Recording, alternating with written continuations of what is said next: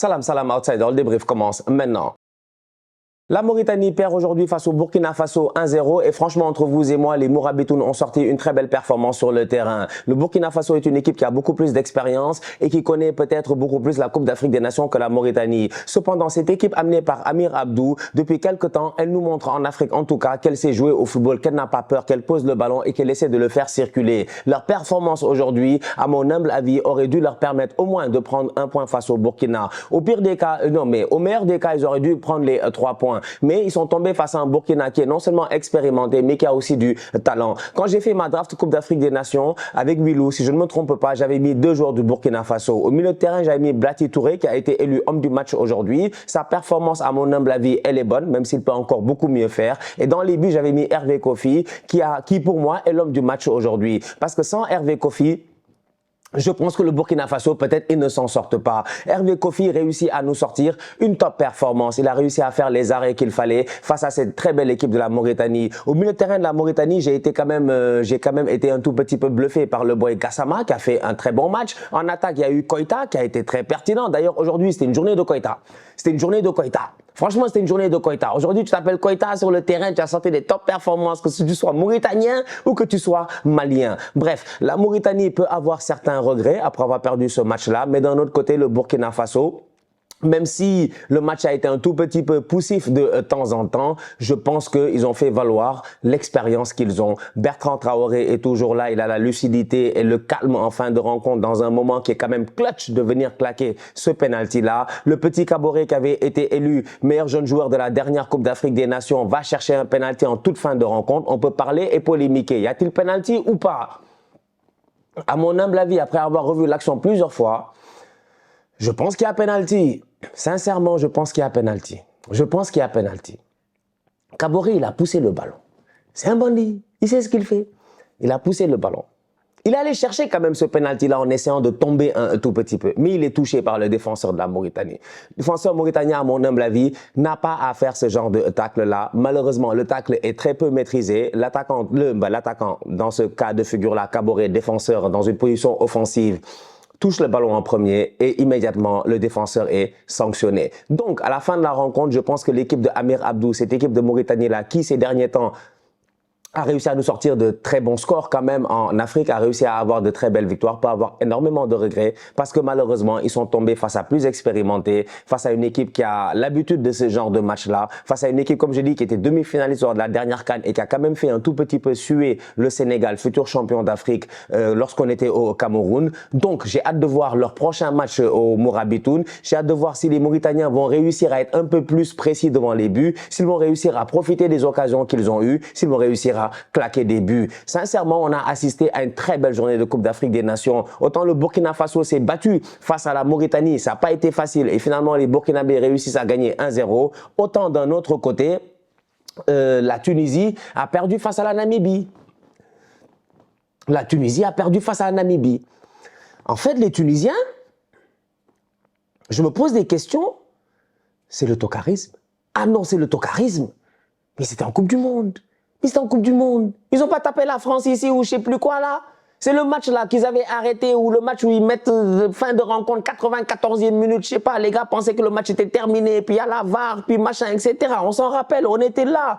L'équipe nationale de Tunisie est quand même, à mon humble avis, une équipe qui est pétrie de talent. Individuellement parlant, je trouve qu'il y a pas mal de joueurs qui sont quand même pertinents. Collectivement parlant, c'est zéro. Il y a un problème, il y a un sérieux problème. Il va falloir que les Tunisiens, ils se gèrent. Il va falloir que les Tunisiens, ils se réveillent parce que leur prochain match, c'est face au Mali. Le Mali a gagné aujourd'hui. Et cette équipe nationale du Mali-là, elle a sorti une belle performance et je vais revenir là-dessus. Donc, les Tunisiens vont devoir faire beaucoup mieux. Je ne sais pas comment ils vont faire pour essayer de trouver l'osmose qu'il leur faut. C'est une équipe qui aussi peut-être a besoin d'un certain changement. Il y a des joueurs qui sont là depuis très longtemps, qui sont de temps en temps performants sur certaines fulgurances, mais de temps en temps, ils ne le sont pas. Les Tunisiens vont te dire qu'il y a des problèmes au niveau de la fédération, au niveau interne et tout. C'est des choses qui influent dans une équipe de football. Donc, on va voir ce que ça va donner pour la suite de la compétition. Mais la Tunisie est déjà dos au mur après avoir perdu aujourd'hui face à la Namibie. La Namibie nous a sorti une performance, franchement, entre vous et moi, exceptionnelle. Je dis bien exceptionnelle. Domination du match presque de fond en comble.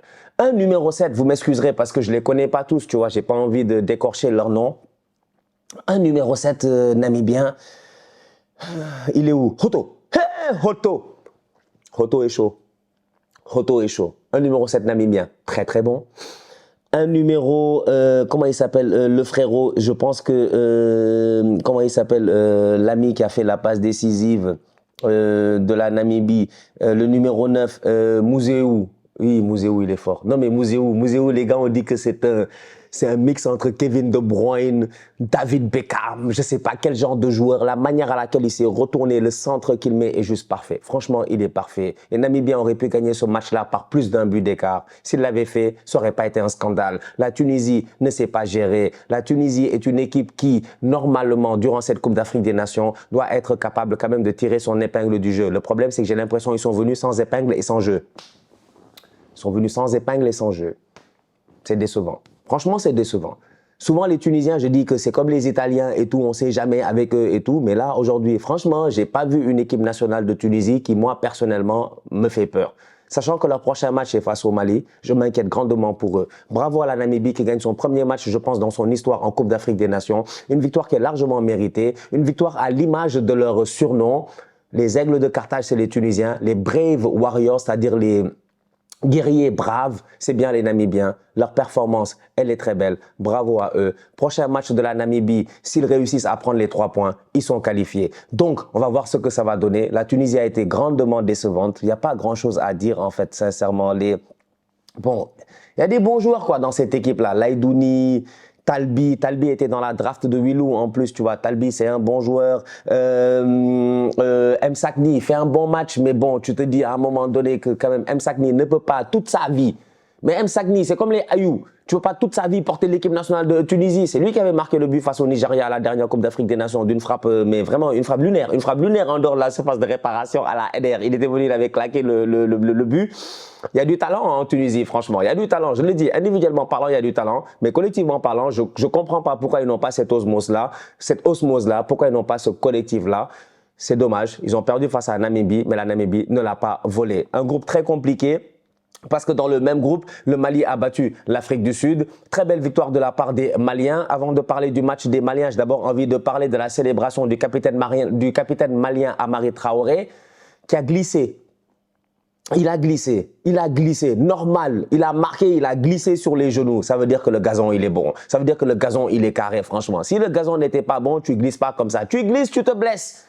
Pas Matarsa face à Tottenham la dernière fois, c'est pas que le gazon n'est pas bon, c'est juste que les bas n'étaient pas assez hauts. Il y a 2 conditions pour que tu puisses glisser sur le gazon sans aucun problème normalement. Il faut avoir les chaussettes au-dessus du genou, il faut que le gazon il soit lisse, qu'il soit bien hydraté. Aujourd'hui, on voit qu'en Côte d'Ivoire quand même, on peut pas se plaindre des pelouses. C'est dans les mêmes stades qu'il y a 2 matchs back-to-back et pourtant on voit que la pelouse, elle tient. Franchement, je tiens à les saluer. Maintenant, les Maliens arrivent dans ce match-là face à l'Afrique du Sud. Les Maliens nous sortent une belle performance, mais les Maliens auraient pu perdre ce match-là si Persito s'était géré. Persito est un joueur qu'on connaît très bien. Ça fait longtemps qu'on le voit avec l'Afrique du Sud. Il était là en 2019 quand l'Afrique du Sud était en Égypte et tout. Et je pense quand ils ont éliminé l'Égypte en 8e de finale. Donc, les Bafana, quand même, c'est un peu un paradoxe parce que ces derniers temps, ils sont plus très performants en termes de football. Aujourd'hui, oui, tu te dis que peut-être si le penalty il rentre, peut-être que le match il peut tourner autrement. Mais j'ai l'impression que l'Afrique du Sud, c'est vraiment un pays de rugby. Tu vois, quand c'est le rugby, ils rigolent pas. Ils viennent, ils tapent tout le monde sans aucun problème.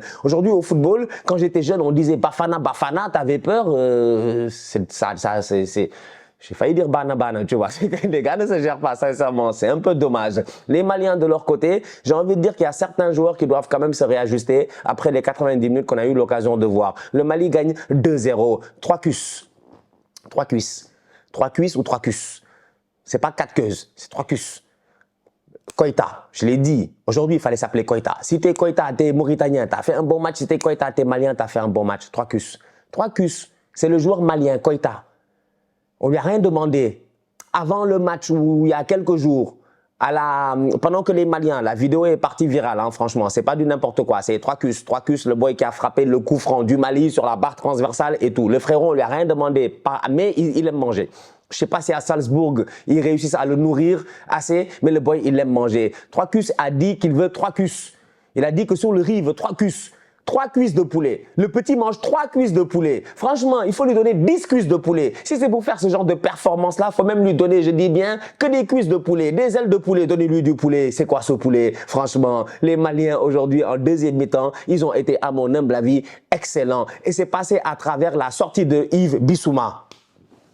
Yves Bissouma doit se gérer. Hier dans le débrief, j'en parlais déjà en disant, hier dans le débrief du Cameroun, quand j'étais là en train de dire que les Camers, le Kior, comment ça s'appelle, le Banda, parce que la vérité elle est là, les Camers ne se gèrent pas, leur équipe c'est une équipe de tocards, alors que le Cameroun n'est pas un pays de tocards. Moi, je connais bien le Cameroun. C'est pour ça que j'utilise autant d'expressions camerounaises parce que je suis entouré de Camerounais. J'ai énormément d'amis camerounais. Je pense même que, est-ce que le Cameroun n'est pas un des pays où j'ai peut-être le plus de followers, je dis bien, franchement. Donc, on a été champion d'Afrique en plus, nous, au Cameroun. Mais avec leur prêcheur, là, tonton Rigobert Song, qui est là à nous dire que si le bon Dieu nous aide et tout, alors que je leur ai dit que tout le monde a le bon Dieu dans la compétition. On est tous venus avec nos prières. On a tous ramené le bon Dieu. Donc, aide-toi et le ciel t'aidera. Mais les Camers ne cèdent pas. Donc bref, tout ça pour dire que je sais même plus où est-ce que j'en étais. Les Camers m'ont sorti de mon débrief. Les Maliens ont fait une belle performance. Ils ont fait une belle performance. Le boy Koïta est venu, il a mis le ballon sur le poteau. Un bon coup franc, il n'y a rien à dire. L'Afrique du Sud a raté un penalty. Amare Traoré a marqué. Sina Yoko a marqué aussi derrière un pas mal but, sincèrement. C'est-à-dire que le petit truc là, la balle en profondeur et tout, elle est magnifique. L'Afrique du Sud est assez décevante. Le Mali a peut-être quelque chose à jouer dans cette compétition. C'est ça. Je parlais de Yves Bissouma. C'est la raison pour laquelle j'ai parlé du Cameroun, parce que je voulais faire la comparaison avec le joueur du Napoli, Zambo Anguissa. En disant, hier je l'ai dit dans le débrief, en disant que Zambo, je comprends pas. Zambo, je comprends pas. Quand il est à Naples, c'est Rambo Anguissa. Quand il revient chez lui, c'est Lambo Anguissa. Pas Lamborghini, mais il joue en Lambo. Tu as l'impression que le boy, il est en morceaux sur le terrain, il ne se gère pas. Même chose pour Yves Bissouma. Yves Bissouma, depuis le début de la saison, c'est un des joueurs les plus importants de Tottenham avec Pape Matar Sarr. C'est le double pivot qui fait du bien à cette équipe de Tottenham. D'ailleurs, Tottenham a perdu son double pivot.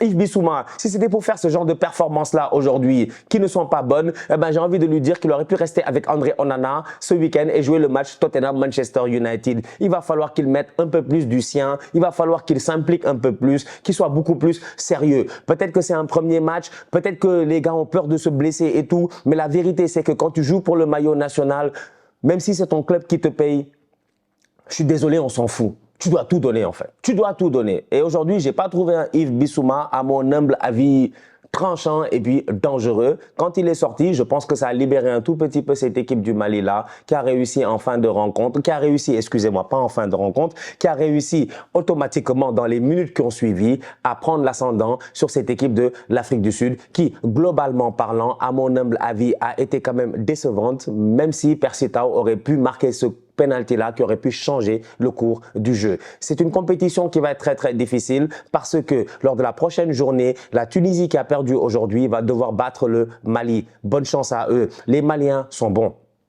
Franchement, ils sont bons. Ils savent jouer au football. Ils ont du talent. Ils ont raté beaucoup d'occasions aujourd'hui. Aïdara doit marquer. Même si l'Afrique du Sud aussi, avec un peu plus de lucidité, il y a des gars, ils font la passe, ils frappent pas. Tu fais la passe, je dis bien, tu frappes pas, le mec, il met un tap-in. Donc, j'espère que lorsqu'ils vont revoir les matchs, la vidéo et tout, les Sud-Africains, ils vont se dire, ah ouais, on aurait pu quand même faire mal au Mali. Les Maliens, quand il a fallu s'en sortir, ils ont réussi à s'en sortir à travers le talent, mais aussi à travers le collectif. C'est une équipe qui est très, très soudée. C'est une équipe que j'attends dans cette compétition-là. Pour moi, le Mali a quelque chose à faire valoir. C'est une équipe qui manque souvent de chance parce qu'ils ont souvent beaucoup de talent. Souvent, ils sont très, très forts, mais malheureusement, ils manquent de chance. Ça me rappelle en 2019, je pense que c'est la CAN au Caire. C'était pas Mali-Côte d'Ivoire le match en 8e de finale? Je pense que c'est Mali-Côte d'Ivoire. Vous me direz dans les commentaires, mais les Maliens, ils jouent bien, ils gagnent pas. La CAN passée aussi, ça joue bien. Après, à un moment donné, ça perd des matchs à des moments incroyables. Donc, on va voir ce que ça va donner durant cette CAN. Mais globalement, ça nous montre à quel point, durant cette Coupe d'Afrique des Nations-là, c'est une Coupe d'Afrique des Nations où finalement, après 4 journées, eh ben, il n'y a que la Côte d'Ivoire, le Mali et le Sénégal qui sont peut-être 3 grandes équipes, on va dire 3 grandes nations, même s'il n'y a plus de petites nations qui ont récupéré les 3 points. On a hâte de voir ce que le Maroc va faire parce que tous les autres, ils sont en galère. L'Égypte, galère. 2e journée compliquée, Ghana. Tunisie, galère. 2e journée compliquée, Mali. Ghana, galère. Deuxième journée compliquée, Égypte. Ça revient au premier point que j'ai donné. Qui d'autre? Nigeria, il va falloir qu'ils se gèrent aussi, eux aussi. Deuxième journée compliquée, Côte d'Ivoire. C'est-à-dire que Cameroun, ils ne se sont pas gérés. Deuxième journée compliquée, Sénégal. Dans tous les cas de figure, la deuxième journée sera décisive. On arrive dans une Coupe d'Afrique des Nations où on se dit que peut-être que parmi les meilleurs troisièmes, il y aura des grandes nations. Ce qui va complètement fausser le tableau final. On va arriver sur un tableau final, je sens en huitième de finale, qui va être bordélique de chez les bordéliques. Parce que quand on fait les tableaux finaux, on se dit que normalement, certaines comment on appelle ça, certains têtes de série, donc chapeau 1, chapeau 2, devraient peut-être se gérer pour essayer de ne pas trop se rencontrer. Mais là, des têtes de série, chapeau 1, chapeau 2 vont se retrouver peut-être troisième. Ça va rendre la chose assez compliquée. Voilà la Coupe d'Afrique des Nations, voilà ce qu'elle est. La compétition commence à chauffer. Petit à petit, match après match, on voit les petites équipes être là à nous bluffer. Aujourd'hui, les Namibiens, franchement, c'était des Cristiano Ronaldo, des Kevin De Bruyne, des David Silva et des je ne sais pas quoi, et des Xabi Alonso. Ces Namibiens-là, ils ont été pertinents. Les Tunisiens ont été décevants. Les Maliens ont fait le taf, mais à mon humble avis, faut encore plus d'application et d'implication de la part de certains joueurs pour qu'ils puissent espérer faire le parcours le plus long possible. Donc, et enfin, l'Afrique du Sud a été décevante, quoi. Je comprends pas. L'Afrique du Sud, j'ai dit, ils n'ont qu'à aller se gérer en rugby, quoi. Le rugby, ils maîtrisent, mais ces temps-ci, le football, ça a l'air d'être compliqué. Et c'est un paradoxe parce que les boys namibiens, là, la plupart jouent dans le championnat sud-africain. La plupart jouent dans le championnat sud-africain. Donc, je comprends pas, en fait, ce qui se passe en Afrique du Sud. J'ai du mal à cerner un tout petit peu le football sud-africain ces derniers temps. Quand j'étais jeune, comme je dis, on disait Bafana, Bafana, et t'avais peur d'eux. Mais là, c'est un peu compliqué.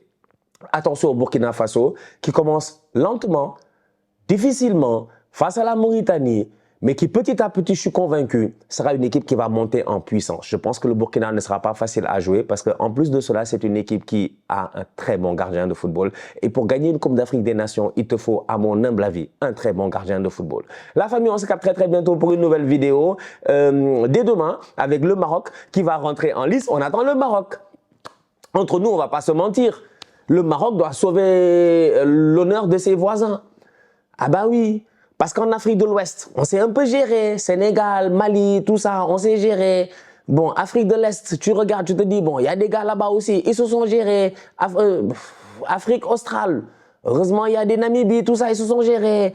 Afrique du Nord, ah, les gars, Égypte, j'ai confiance en eux. Je pense que face au Ghana, ça devrait passer, même si c'est un match décisif quand même. Je pense que les Égyptiens ne vont pas, voilà, je pense que ça devrait aller. Tunisie, quand j'ai vu aujourd'hui le match, je me suis dit, ouh là là là là, ça va être difficile. C'est dommage, ils étaient en Coupe du Monde il n'y a pas longtemps, mais là, je ne sais pas comment ils vont faire. Algérie, on va voir si Belmadi va oser faire certains choix. Les Algériens sont pleins de Riyad Mahrez, tout ça et tout. On va voir s'il va oser faire certains choix. Donc, la balle est dans le camp du Maroc qui, demain, devra essayer quand même, j'ai envie de dire, de sauver un tout petit peu l'honneur de l'Afrique du Nord qui, depuis le début de la compétition, malheureusement, est en train de peiner malgré tous les joueurs talentueux qui sont là-bas. La Coupe d'Afrique des Nations n'est pas simple, elle est très compliquée. J'oublie même l'Afrique centrale avec les Cameroun, tout ça, etc. Bref, la CAN, elle est très compliquée. J'ai hâte de voir ce que ça va donner. Rendez-vous demain pour un nouveau débrief. D'ici là, on continue à liker, on continue à partager, on s'abonne, on s'abonne, on s'abonne. On est ensemble, on reste en santé, c'est le plus important. Tous outsiders.